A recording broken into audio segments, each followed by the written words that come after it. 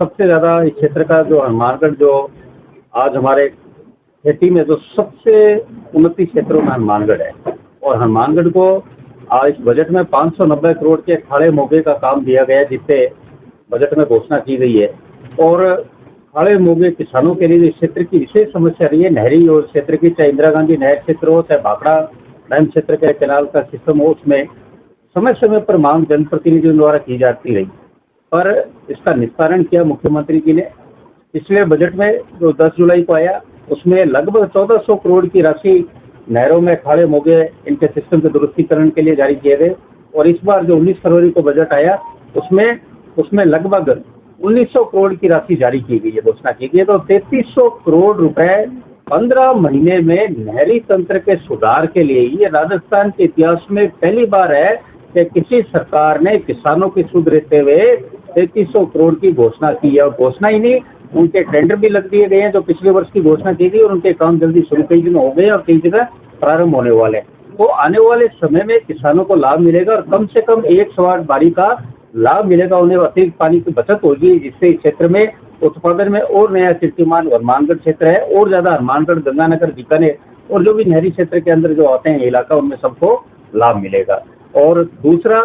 जो हमारे वाराणसी क्षेत्र है, उसके लिए मुख्यमंत्री द्वारा विद्युत सुधार में जो कार्यक्रम किए जा रहे हैं, आप देखिए, आपके हनुमानगढ़ में भी जो पिछले बजट में कैंचिया में 400 केवी जीएसएस की घोषणा की गई थी, उसका भी टेंडर लग चुका है, उसका भी काम शीघ्र शुरू हो जाएगा। तो 400 केवी जीएसएस बनने से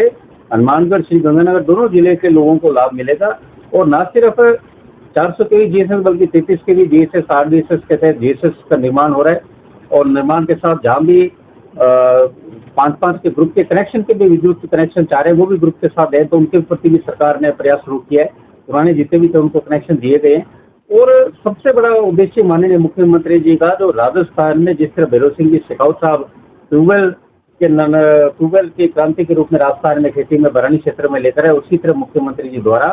6 घंटे दिन में किसानों को लाइट देने के 2027 में जो वादा किया गया, उसी को लक्ष्य को रखते हुए जीएसएस नए बनाए जा रहे हैं, ताकि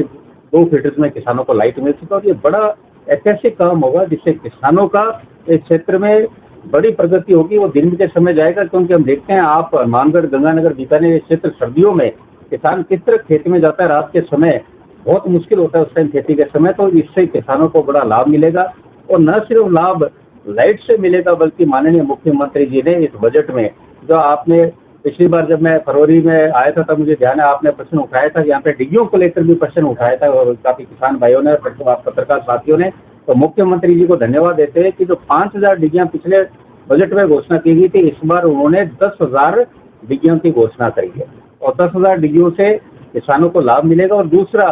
जो पिछले पूर्ववर्ती सरकार द्वारा ये डिग्गियों में लॉटरी सिस्टम लाया गया था, उसको हमने माननीय मुख्यमंत्री से सभी जनप्रतिनिधियों ने निवेदन किया, और मुख्यमंत्री जी ने इसको पहले आओ पहले पाओ का जो नियम जो पहले चल रहा था, उसी नियम को लागू किया, जिससे जिन किसानों ने पहले लगाया उनको पहले पेमेंट इसमें मिलेगा। और साथ में किसानों को किसान सम्मान निधि योजना 9,000 रुपए, 6,000 रुपए माननीय प्रधानमंत्री जी द्वारा, और 3,000 राजस्थान सरकार द्वारा। और साथ में जिस तरह भी किसान भाइयों ने बात स्वागत किया, जो हर 6 किसानों को, और साथ में गर्व है कि वे सरकार पर, किसानों को, और साथ में गर्व है कि वे सरकार पर, कि किसानों के लिए जो काम भारतीय जनता पार्टी ने किया। देखिए, मैं माननीय प्रधानमंत्री जी को भी धन्यवाद देना चाहूंगा। उन्होंने केसीसी की लिमिट 3 लाख से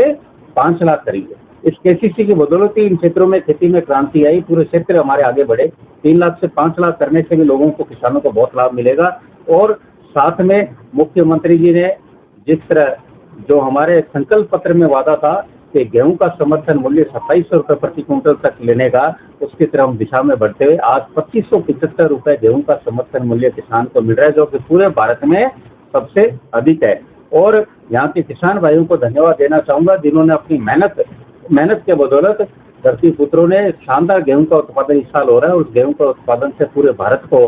भारत में अन्न गेहूं यहाँ से जाएगा। और जिस तरह पिछली बार भी यहाँ पे लगभग 60 से 70% गेहूं जो राजस्थान सरकार ने प्रोक्योर किया था, वो आपके हनुमानगढ़ जिले से था। इस बार भी हमने यहाँ पे खरीद केंद्र भी बढ़ाए हैं, और साथ में ये कोशिश की ज्यादा से ज्यादा गेहूं हम खरीदें, तो गेहूं का भी हमारा भंडारण बढ़े। उसमें यहाँ के किसानों का भी बहुत बहुत धन्यवाद। और एक विशेष बात जो माननीय मुख्यमंत्री जी ने,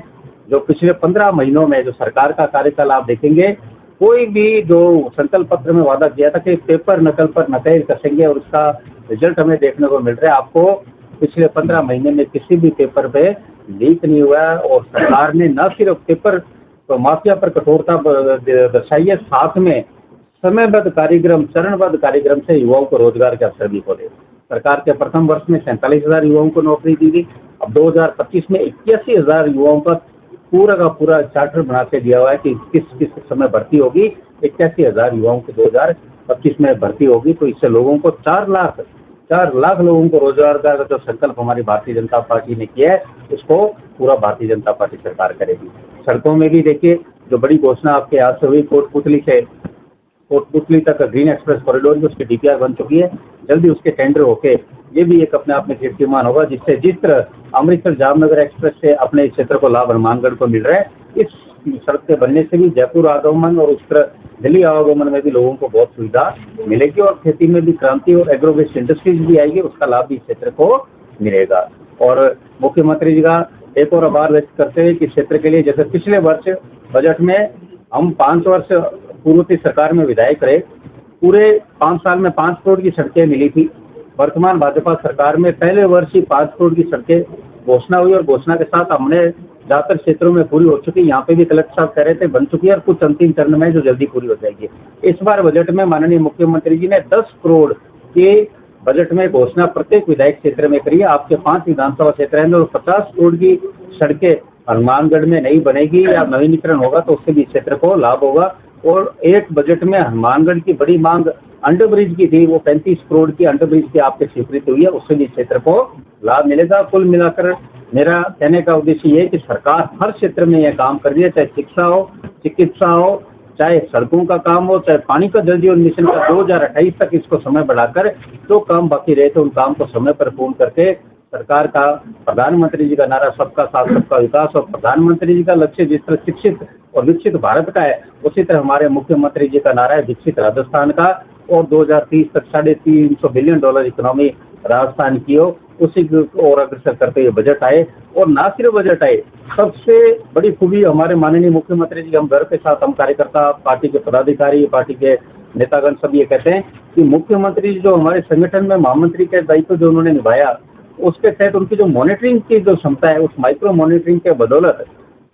सब अधिकारीगण और आमजन भी ये बात ये सब कहते हैं कि बजटों में घोषणा तो हमेशा ही होती थी पर काम नहीं होते थे। ये पहली बार है कि बजट घोषणा होती है और भूमि का चिन्हित करके और साथ में काम शुरू होना। तो इस बदौलत हम दावे के साथ कह रहे हैं जो काम हो रहे हैं अगले 2 साल में राजस्थान में आपको धरातल पर, अभी तो 15 महीने में, अगले 2 साल में ज्यादातर कार्य पूर्ण होकर आपके बीच में दिखेंगे, तो आपको भी खुशी की अनुभूति होगी कि डबल इंजन की सरकार ने जो अपना वादा किया, जो संकल्प पत्र में बात की, वो वादे पूर्ण किए।